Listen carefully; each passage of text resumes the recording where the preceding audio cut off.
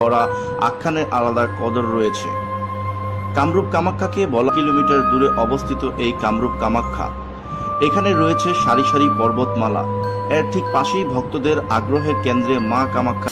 তবে সবকিছু ছাপিয়ে কামাখ্যার জাদুবিদ্যা আর সাধকদের এই কামরূপ কামাখ্যা, নাকি যুগের পর যুগ এই এক দেশ বটেই কামরূপ কামাখ্যা। জাদুটোনা, তন্ত্র মন্ত্র, পাহাড় আর পর্বত অরণ্যে ঘেরা স্বপ্নের স্বর্গ কি তাই? চলুন ঘুরে আসি কল্পনার কামরূপ কামাখ্যার সেই অন্যরকম ভবন থেকে।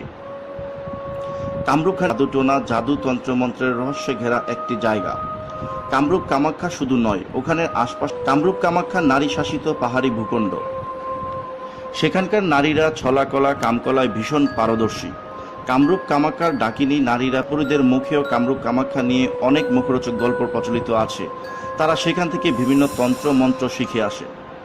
আসামের কামরূপ এই প্রাচীন মন্দিরটি কামাখ্যা দেবীর মন্দির নামে পরিচিত। গুয়াহাটি স্টেশন পাহাড়ি রাস্তা, কামাখ্যা মন্দির অন্য দিকটা পাথুরে আর কখনো ঝোপঝাড়ে ভরা। যে কেউ ইচ্ছে করলেই মন্দিরে পুজো দিতে পারেন, সব ব্যবস্থা আছে মন্দিরে। দেহে তখন মা কামাখ্যা আবির্ভূত হন, পুরোহিত তখন করে দেন।